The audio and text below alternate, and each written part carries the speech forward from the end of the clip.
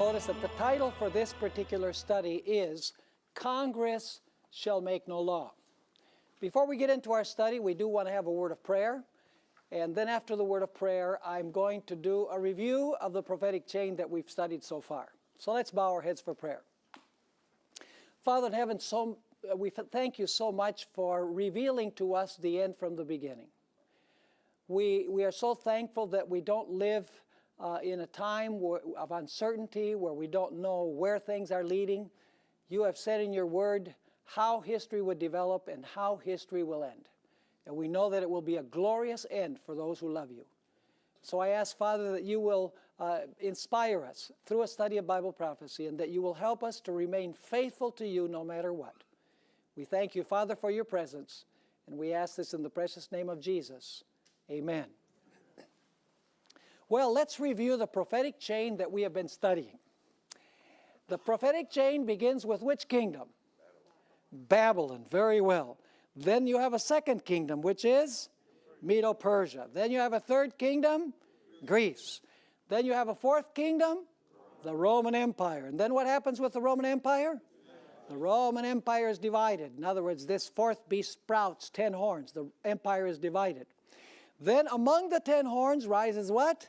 The little horn. Is that also a Rome? Yes. Which Rome? It is papal Rome. And it rules from 538 till 1798. What happens in 1798 with the little horn or the beast? It receives a deadly wound and it is sent into captivity because it can no longer use the civil powers of the world. Now, when this first beast falls in 1798, immediately after rises another beast. Remember that? From the earth. And we identified that beast as which nation? The United States of America.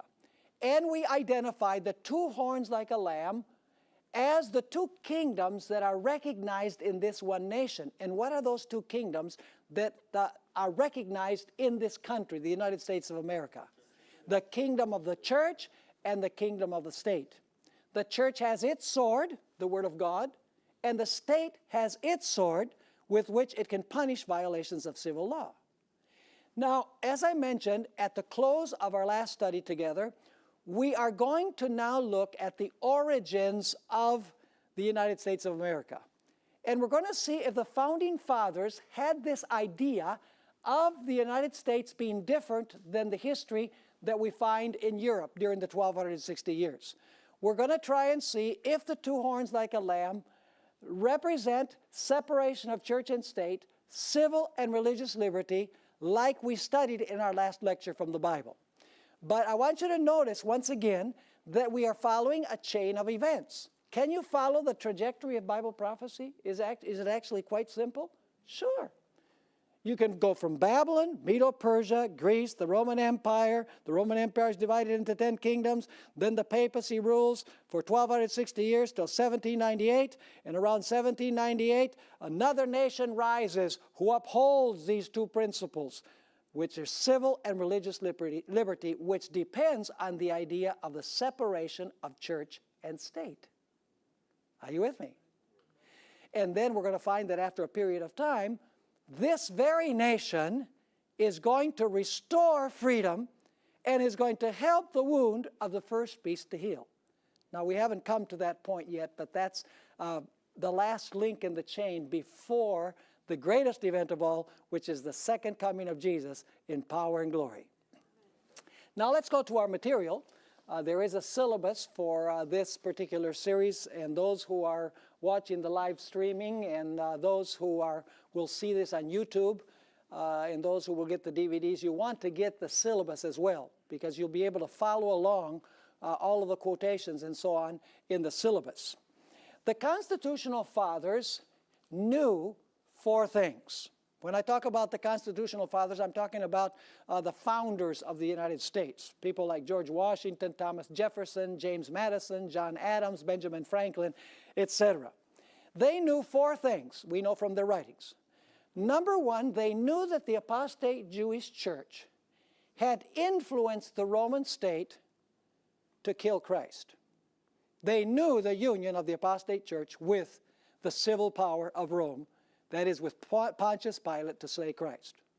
They also knew that in the early church, as it's told in the story of the book of Acts, that the Jewish church, the same apostate church that influenced the state to destroy Christ, they knew that that church continued appealing to the Roman emperors to persecute, and rulers, to persecute the disciples or the apostles who were preaching God's message after the ascension of Christ. They also knew the history of the church during the Dark Ages, during the 1260 years. The Founding Fathers described quite frequently, for example, the Inquisition.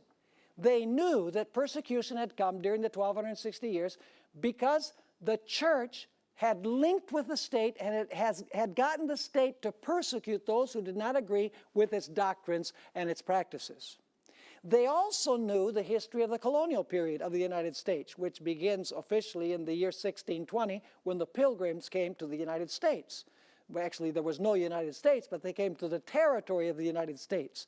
They came seeking religious liberty, and then once they had it, they denied it to anybody who did not agree with them. Anybody that did not belong to the established church, which was the Puritan church, a branch of the Anglican church. And so the Founding Fathers knew about the colonial period. They knew that in the colonial period, if you didn't go to church on Sunday, you could be fined and you could be thrown into prison. And in at least 3 of the colonies, there was a death decree against those who did not attend church on Sunday because they believed Sunday was the day of rest. You could not occupy a position in the civil government if you did not belong to the established church.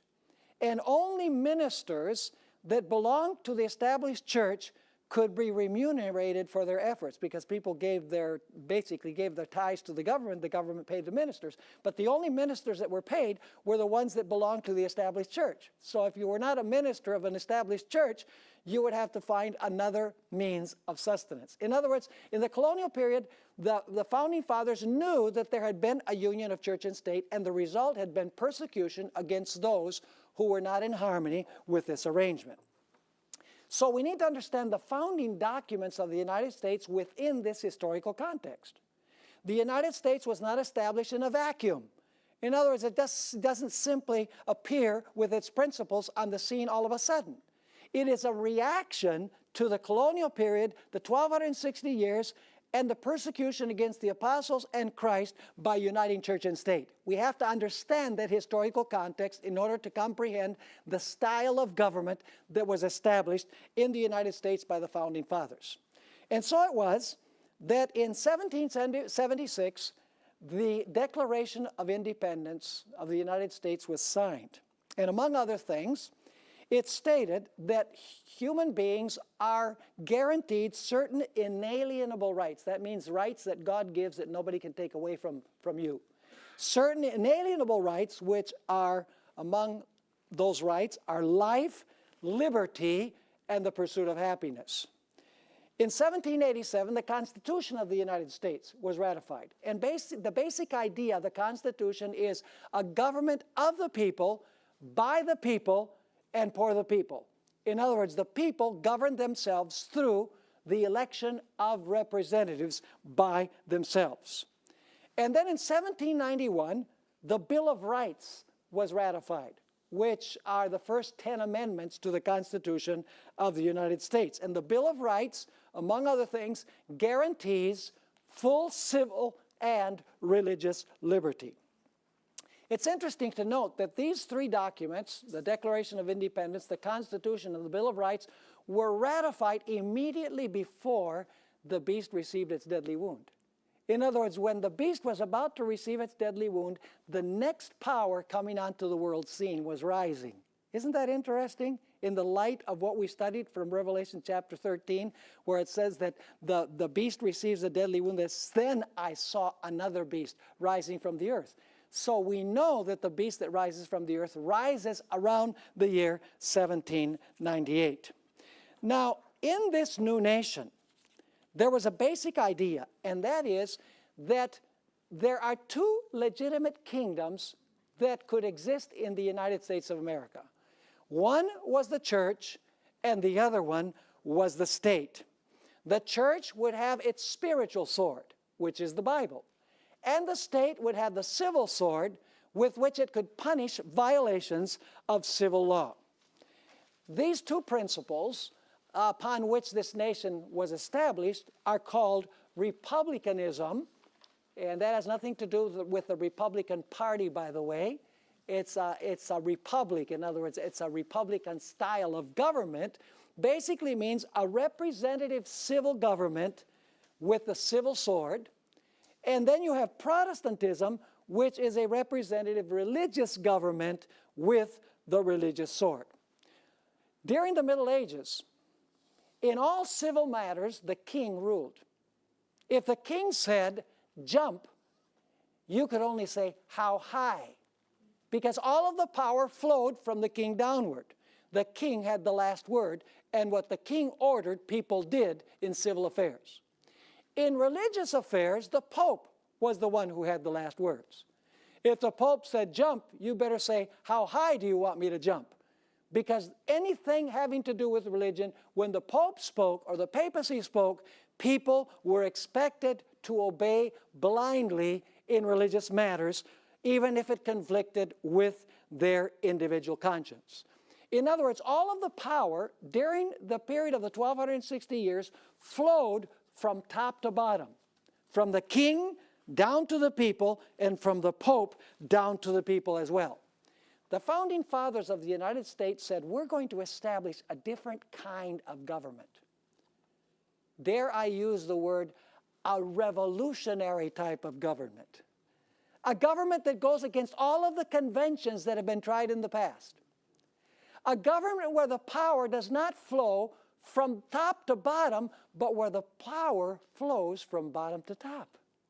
Where instead of a king telling people what to do in civil matters, and a pope telling people what to do in religious matters, the people can decide by electing representatives what they are going to believe, what they are going to practice, so that they can govern themselves. Are you understanding the difference? So the founding fathers were trying a revolutionary experiment that had not been tried before.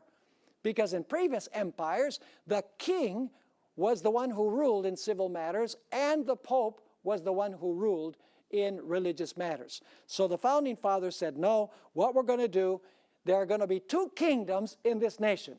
There's going to be the church, and there's going to be the state.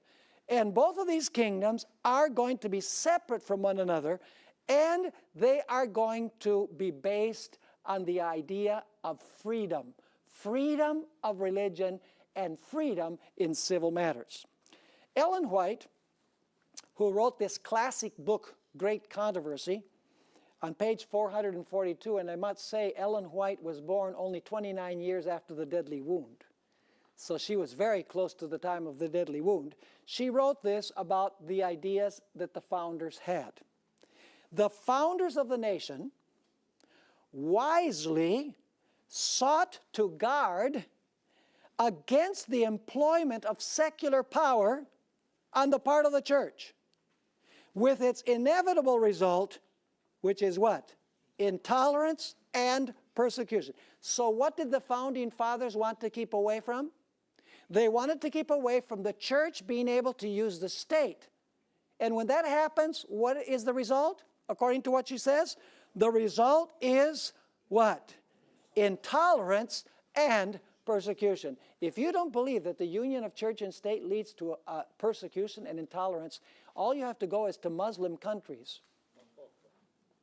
There the church and the state are one. Let me ask you this. If the church and the state are joined together, will you lose both civil and religious liberties? Yes, you will. Because if you do not agree with the religion, you'll be killed, and the greatest civil right you have is life. Are you with me? So they are linked together.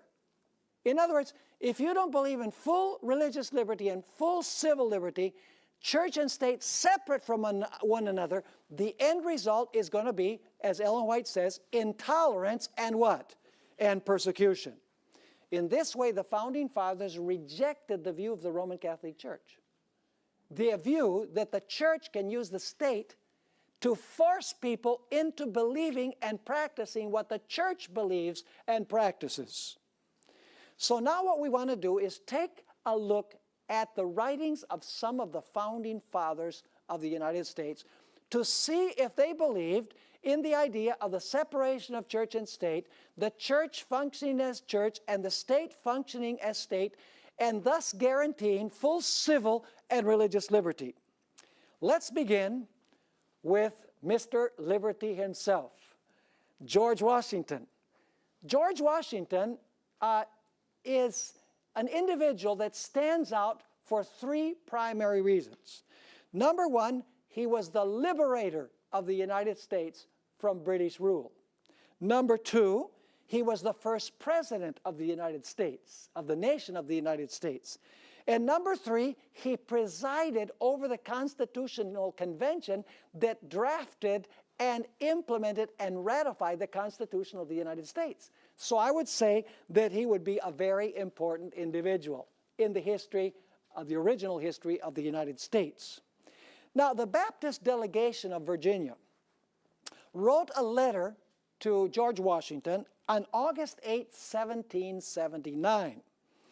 And they congratulated him for being the president, for being elected president of the United States.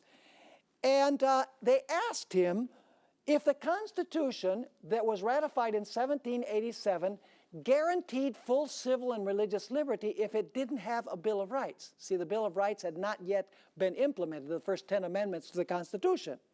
So Washington wrote back to them, reassuring the Baptists that they didn't have to worry, that the Constitution guaranteed full civil and religious liberty without necessarily having a Bill of Rights. And I want to read to you what George Washington said about this idea of the Constitution not having a Bill of Rights and the Constitution guaranteeing civil and religious liberty in spite of not having a Bill of Rights. And I read now from George Washington. He stated this: if I could have entertained the slightest apprehension that the Constitution framed by the convention where I had the honor to preside might possibly endanger the religious rights of any ecclesiastical society, certainly I would never have placed my signature on it. And if I could now conceive that the general government is the federal government, that's the way they called it back then. So, and if I could now conceive that the general government might ever be so administered as to render the liberty of conscience insecure, I beg you will be persuaded that no one would be more zealous than myself to establish effectual barriers against the horrors of spiritual tyranny and every species of religious persecution. For you, doubtless remember, I have often expressed my sentiments that any man conducting himself as a good citizen, what kingdom does that have to do with? The civil power. Conducting himself as a good citizen and being accountable to God alone for his religious opinion, what kingdom does that have to do with? The religious kingdom or the church kingdom. Ought to be what? Protected in worshiping the deity according to the dictates of his own conscience. Did George Washington believe that there were two kingdoms? He most certainly did. Did he believe that you could be a good citizen and also you should be protected in your religious liberty? Absolutely. Now let's notice what Benjamin Franklin had to say. And I'm just choosing a sprinkling of the writings of the founding fathers of the United States. There are many more that I could read. In fact, I have a syllabus that is available from Secrets Unsealed where I have about 15 pages of quotations from the founding fathers. I've only chosen a few of them. Benjamin Franklin had a sense of humor. He wrote this: when religion is good, I conceive that it will support itself. And when it does not support itself, and God does not take care to support it, so that its professors are obliged to call for the help of the civil powers, 'tis a sign, I apprehend, of it being a bad one. Are you understanding what he's saying? He's saying that the church should not appeal to the power of the what? Of the state. Is this separation of church and state? Did Benjamin Franklin believe in the separation of church and state? Now you say, were the founding fathers inimical to religion? Were they enemies of religion? No. They said the only thing that the federal government can do is protect everyone's right to practice their religion without state interference. That's the only thing that the federal government can do with regards to religion, is protect everyone's right to practice their religion freely without the intervention of the civil power. Now let's notice what Thomas Jefferson had to say. I've been to the Jefferson Memorial many times in Washington, D.C. It's one of my favorite places to visit. It's this great big mausoleum type structure with white marble. And some of the famous sayings of Thomas Jefferson are written on the walls in the white marble. And one day I sat down and I wrote with my own hand one of those quotations. So the quotation I'm going to read now, I did not get out of a book. I sat down and I wrote it myself there at the Jefferson Memorial. I want you to notice what he said about religion and the civil power. Almighty God hath created the mind free. All attempts to influence it by temporal punishment or burdens are a departure from the plan of the holy author of our religion. Does he already believe in the separation of church and state there? He says yes. You can't, the secular power cannot, by punishment or burdens, get people to follow a certain belief. That's a departure of God's plan, is what he's saying. He continues writing, no man shall be compelled to frequent or support any religious worship or ministry, or shall otherwise suffer on account of his religious opinions or belief. But all men shall be free to profess and by argument to maintain their opinions in matter of religion. I know but one code of morality for men, whether acting singly or collectively. Did Thomas Jefferson believe that the civil power had no right to impose burdens or punishments on people because of their religious convictions? Yes. So did he believe in the separation of church and state? He most certainly did. Jefferson also wrote the following, and this is almost a humorous statement that he made. The legitimate powers of government extend to such acts only as are injurious to others. Does the state have the right to punish someone who steals from somebody else? Does it have a right to punish someone who kills somebody else? Does it have a right to punish someone who ruins the reputation of somebody else? Does it have a right to punish children who abuse their parents? Yes, those are acts that a civil government can punish. But notice what he says. The legitimate powers of government extend to such acts only as are injurious to others. And then he says this, it does me no injury for my neighbor to say that there are 20 gods or no gods. It neither picks my pocket nor breaks my leg. Are you understanding what he's saying? Now, he also wrote in 1782, it is error alone which needs the support of government. Truth can stand by itself. Did he believe in the separation of truth, religious truth, and government? He most certainly did. He also understood the dangers of the clergy getting involved in the political system. Notice these next two statements that we find here. He says, the clergy, by getting themselves established by law, see they're involved in the political system, and engrafted into the machine of government, have been a very formidable engine against the civil and religious rights of man. Did Thomas Jefferson understand the dangers of uniting church and state? You better believe he did. He says, you can see it, that when a priesthood gets involved, engrafted into the government, the result is a loss of civil and religious liberties. He also said this, and this is very interesting. History, I believe, furnishes no example of a priest-ridden people maintaining a free civil government. Isn't that a powerful statement? One more statement. This was in 1814. He said, in every country and in every age, the priest has been hostile to liberty. He is always in alliance with the despot, abetting his abuses in return for protection to his own. Thomas Jefferson knew very well what happened when the church was able to use the state. And he said, in this country, it will not be that way. We are going to establish a different government where the civil government governs in civil matters and the church deals with religious matters, and every man and woman are free to worship God according to the dictates of their own conscience.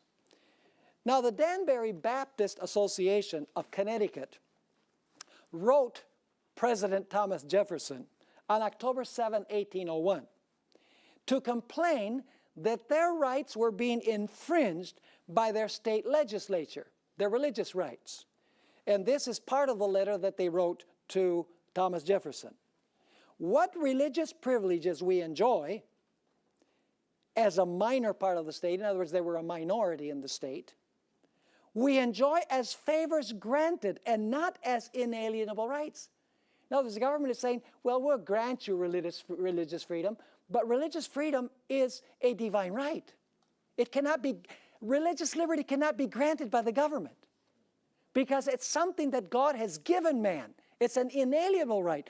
But they're complaining. They're saying, you know, what happens is the state is saying, we'll grant you these rights. They're saying, no, the state can't grant us these rights. They're in an inalienable right.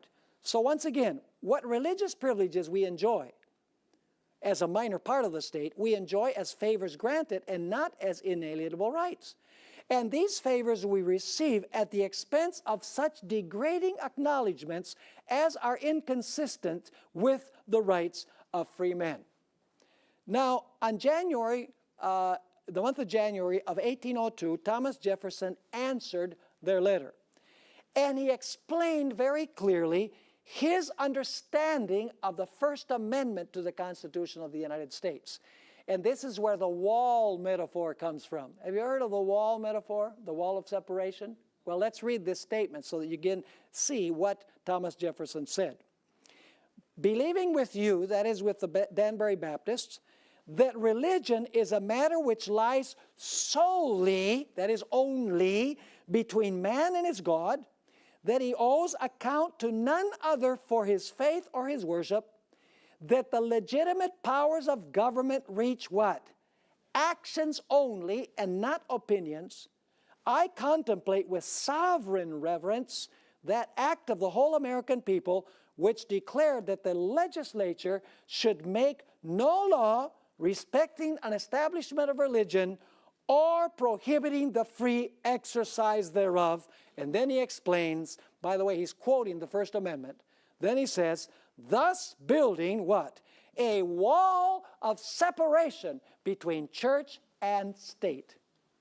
Did Thomas Jefferson believe that the church should function as church and the state as state separately? He most certainly did. All of the founding fathers believed this.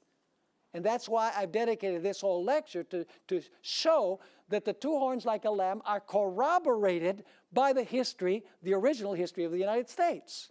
Now, let's talk a little bit about James Madison. James Madison is called the father of the Constitution. He's the brains behind the Constitution, in other words. Let's read a few statements from James Madison.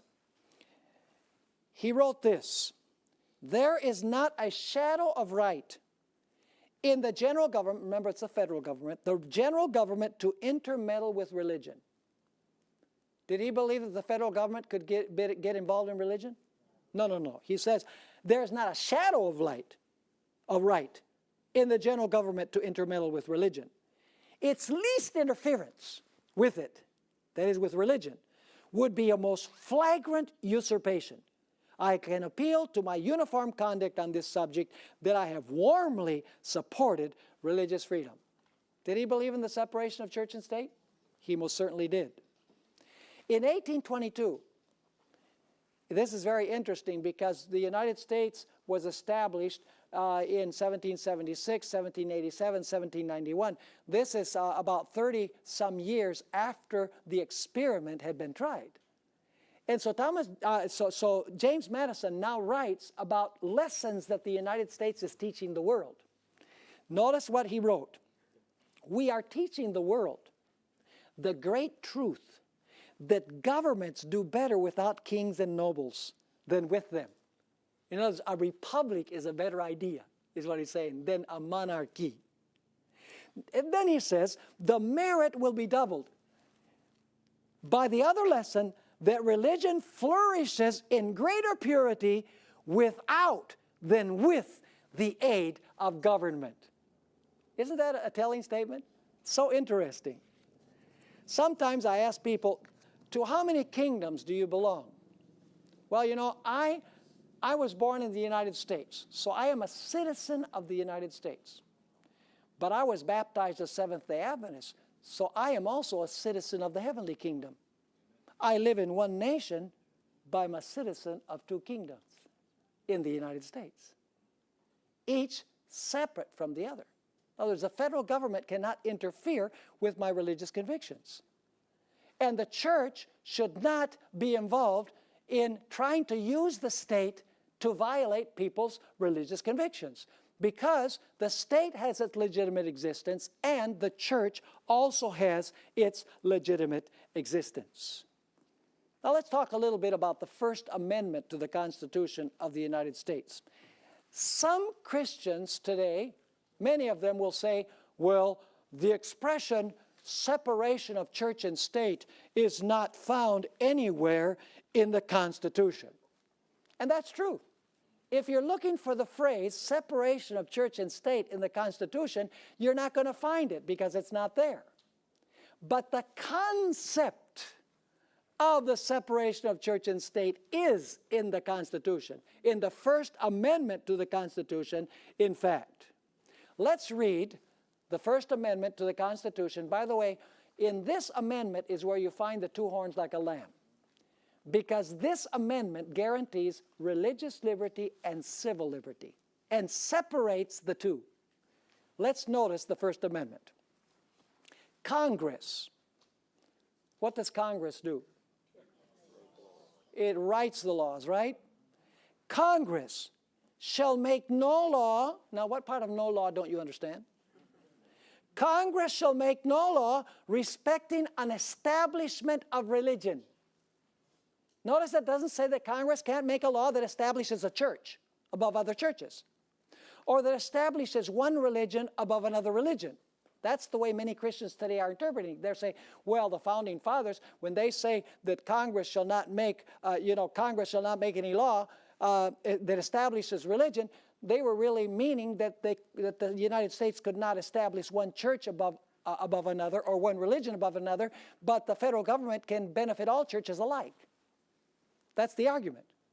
But the fact is that the word religion does not have a definite article. It doesn't say church, it says religion. It doesn't say a religion, it says religion. Are you following me? So it says, Congress shall make no law respecting an establishment of religion or prohibiting the what? The free exercise thereof.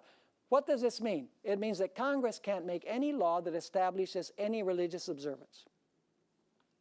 And it means that it cannot make any law that forbids you from practicing your religion. It cannot establish any religious observance, and it cannot forbid you from practicing freely your religion. And you say, well, what's the difference? In the Bible, we find two examples of the first two clauses of the First Amendment. In Daniel chapter 3, when Nebuchadnezzar raised the golden image, was he establishing a religious observance by law? Was the civil power establishing a religious observance? Absolutely he was. Was that legitimate or illegitimate? It was illegitimate. The civil power cannot enforce religion, cannot establish religion. What came as a result of establishing religion?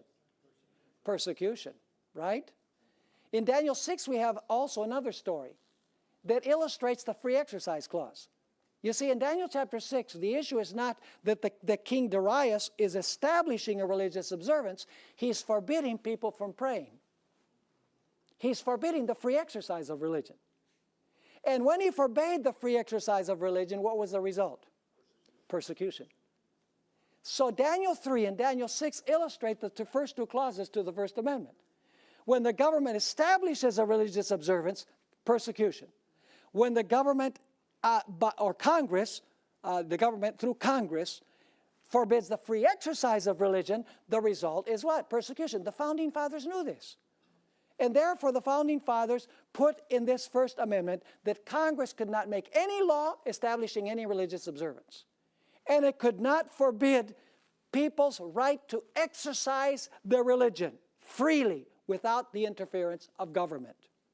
Now, the third clause of the First Amendment guarantees civil rights. So here you have the two horns like a lamb. Religious liberty and what? Civil liberty. Notice what the last part of the First Amendment says. Or abridging the freedom of speech. Is that a civil right? Freedom of speech, is that a civil right? Yes. Or of the press, is that a civil right? Yes, it is. Or the right of the people to peaceably assemble, is that a civil right? Yes. And to petition the government for a redress of grievances. Can you ask the government to do you justice? Yes, you can. The last clause of the First Amendment deals with civil rights. The first two clauses deal with what? With religious rights. In other words, the First Amendment to the Constitution clearly establishes a distinction between religion and the civil power. Are you understanding what I'm saying? Now, let's talk a little bit about the Supreme Court of the United States. The Seventh-day Adventist Church believes, and in our next two lectures we're going to discuss this more fully, and we're going to prove it from the Bible. The Seventh-day Adventist Church believes that the United States will ultimately, Congress will ultimately write a law mandating the observance of Sunday as the day of rest. And eventually, we will reach the point where Congress will write a law that will forbid the observance of the Sabbath as the day of rest. And some people say, oh, that could never happen in these United States of America. Because the First Amendment says, Congress shall not make any law that establishes religion, nor any law that forbids a free exercise. So, if Congress wrote a law that everybody has to keep Sunday, would that be a violation of the First Amendment? Would that be establishing religion? Even a kindergartner could understand that.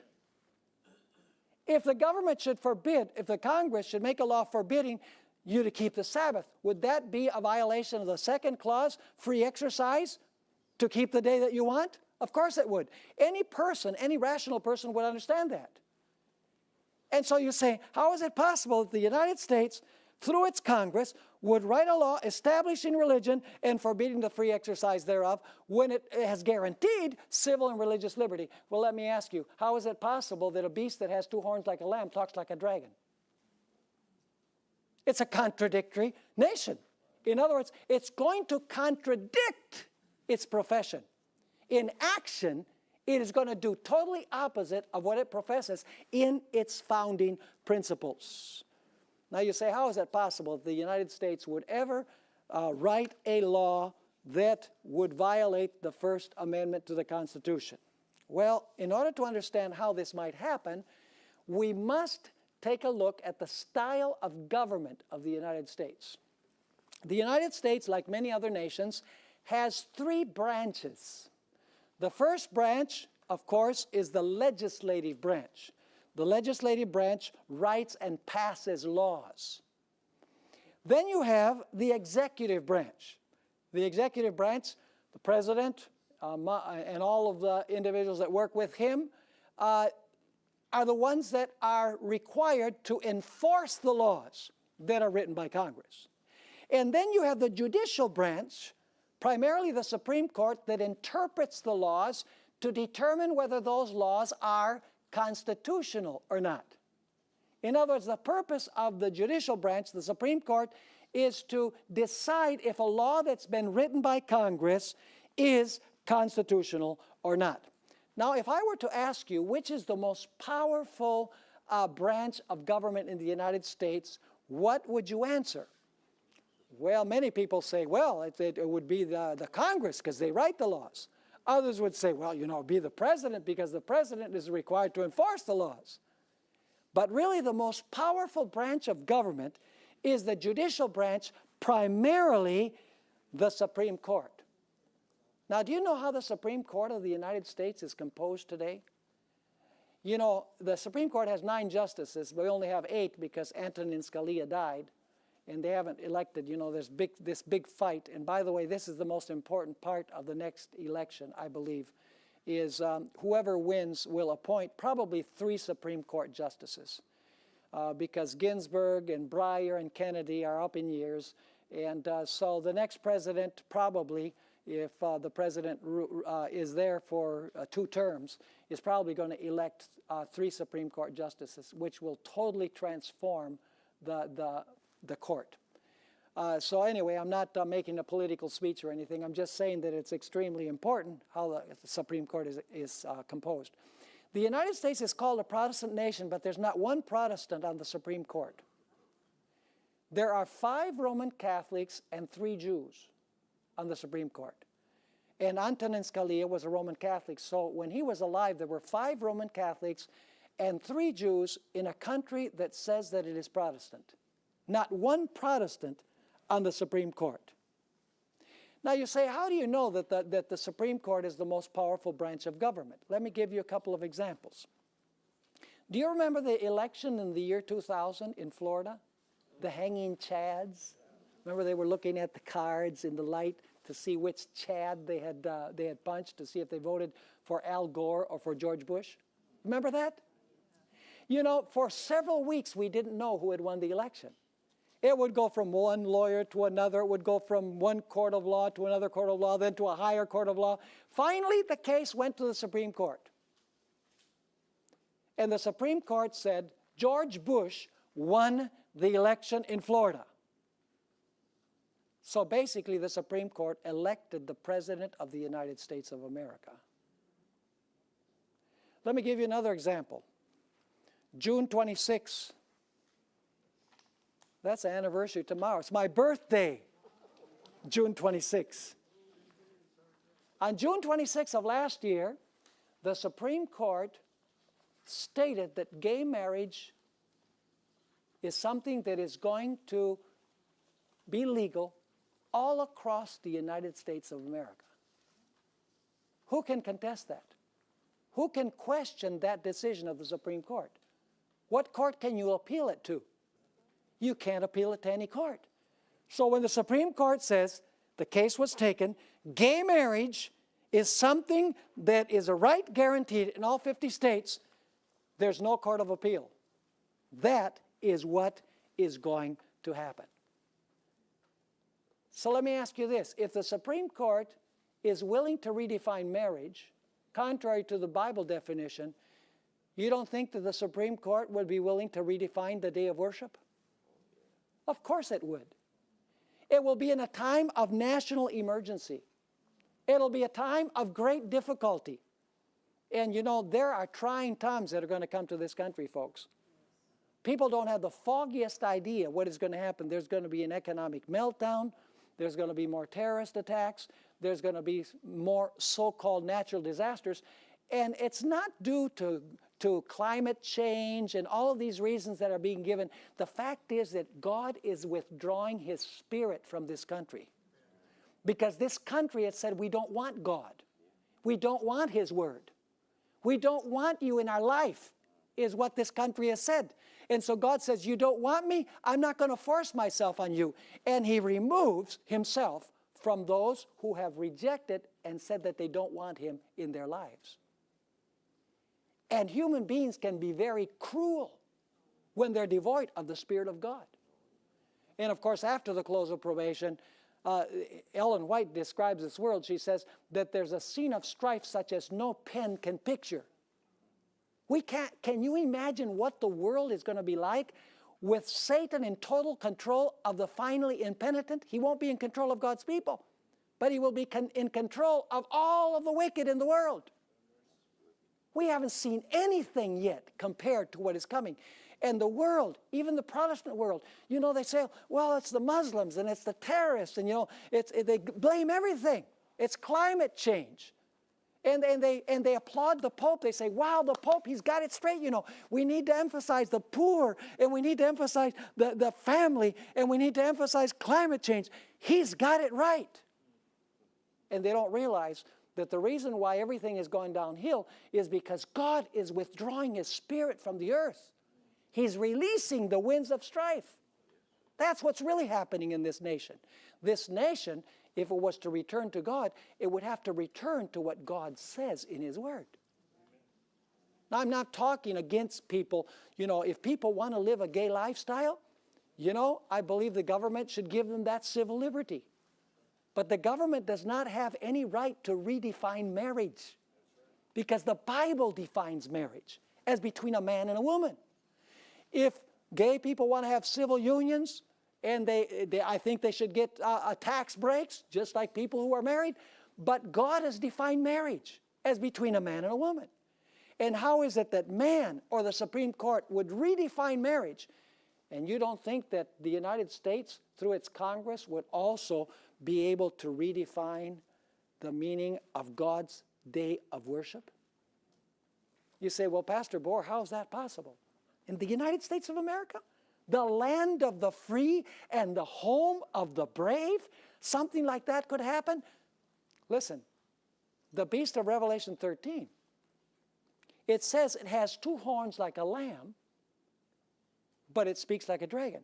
Listen carefully. It doesn't say that the two horns are broken and then it speaks like a dragon. It speaks like a dragon while it still has the two horns. In other words, this nation is not going to get rid of the First Amendment to the Constitution. It's going to say we still uphold the First Amendment. But what is going to happen is that unconstitutional laws will be declared constitutional. Are you with me? And that's why we need to defend the Constitution of the United States as it was given originally. The Founding Fathers believed in the separation of church and state. They believed that the civil power could not make any law having to do with religion, either enforcing any religious observance or forbidding the right of people to practice their religion. Am I making myself clear? Now let me talk to you here about John Adams and the Treaty of Tripoli. You say, what is that? The Treaty of Tripoli? What in the world could that mean? Well, on June 10, 1797, 1 year before the deadly wound, actually less than a year before the deadly wound, John Adams signed into law what is known as the Treaty of Tripoli. And I'm going to read only the one line that we find in this treaty, which is significant to our discussion. The government of the United States is not in any sense founded upon the Christian religion. The government of the United States is not what? In any sense founded upon the Christian religion. This Treaty of Tripoli has really bothered a lot of evangelicals and conservative Protestants in the United States, because they want to say that the foundation of the United States is a Judeo-Christian foundation. But the fact is, the Founding Fathers knew that if the United States was founded on the Christian religion, that would be unconstitutional, because it would be establishing religion. Would it not? It would be establishing religion to say that the United States is established upon the Christian religion. They knew that. Incidentally, this treaty in May of 1797, right before John Adams signed it into law, it was read before the Senate. A written copy was given to every senator. It was approved unanimously by the Senate without one dissenting vote. It was published in the great newspapers of Philadelphia and New York. Those were the big cities back then. There was not a whimper of protest from anyone, no letter from anyone protesting. What do you mean the United States is not founded on the Christian religion? The fact is that the United States was a nation composed by a majority of Christians. But it is not a Christian nation. It's not founded on Christianity, because if it was founded on Christianity, that would be unconstitutional, because the government cannot establish any religion. Are you with me or not? So the Founding Fathers knew what they were doing. Ellen White, who was born only 29 years after the deadly wound, wrote in 1888 about the secret of the power and prosperity of the United States of America. Listen to what she wrote. Among the Christian exiles who first fled to America and sought an asylum, why did they come here? An asylum from what? From royal oppression. That has to do with the king, right? They were fleeing the style of government that had kings. And priestly intolerance. Was there also intolerance on the part of the church? Absolutely, because the church had a pope, see? So they were fleeing from the idea of having a king in civil matters and a pope in religious matters. She says, were many who determined to establish a government upon the broad foundation of what? Civil and religious liberty. Their views found place in the Declaration of Independence, which sets forth the great truth that all men are created equal and endowed with the inalienable right to life, liberty, and the pursuit of happiness. And the Constitution guarantees to the people the right of self-government, providing that representatives elected by the popular vote shall enact laws and administer the laws. Freedom of religious faith, First Amendment, right? Freedom of religious faith was also granted, in every man being permitted to worship God according to the dictates of his conscience. Republicanism, which is basically a state without a king, and Protestantism, a church without a pope, became the fundamental principles of the nation. And now notice this ominous statement. These principles are the secret of its power and prosperity. Have you ever read those statements where Ellen White says that when the Sunday law is proposed, that will lead to national apostasy, and national apostasy will lead to national ruin? That's what she's describing. It's not when people say the United States is so great because it had greater armies, bigger territory, more people, more money. All of those are side issues. The secret of the power and prosperity of the United States are these two principles upon which the nation was founded. If the nation someday should join church and state, if someday the United States should allow the church to control the civil government, to persecute those who do not agree with the general ideas of religion, the United States would be repudiating the two horns like a lamb and would begin speaking like a dragon. And that would bring forth the retribution of God against this country that was established by God's providence. This country was raised in God's providence. Praise the Lord that for 200 years this country has abided by its principles. It's been possible to proclaim present truth to the whole world from this nation because it has abided by its principles. It almost makes me want to cry to think of what's going to happen to this nation according to what Bible prophecy has to say. Now you look at what's happening today, it seems like the state has power over the church. You know, like State Bill 1146. You know, the state is going to dictate to religious universities. You know, you have to go by the LGBT agenda, or else you're going to lose support. So it appears that the state is interfering more with the church than the church with the state. But prophecy tells us that that is going to change. Eventually, what's going to happen is you're going to have an image of what happened during the Middle Ages.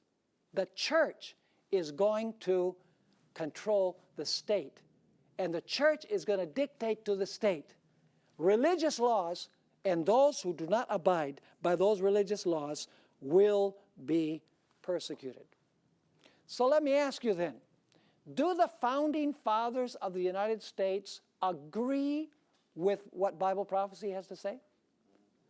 Did they believe in two principles? Did they believe in the idea of civil liberty, which, by the way, means that you believe in a civil government? Did they believe in religious liberty, which has to do with the church? Did they believe that both of these things must remain separate in order for there to be full civil and religious liberty? We have examined their writings. Their writings corroborate our interpretation of the prophecy of Revelation chapter 13. Have you understood what we've studied? So where are we in the prophetic chain? Well, let's review again. My wife says, you review too much. You repeat too much. And I tell my wife, listen, how does a parrot learn to talk? You repeat and repeat and repeat to the parrot, and the parrot learns to say it. So you got to repeat. So let's examine the chain again.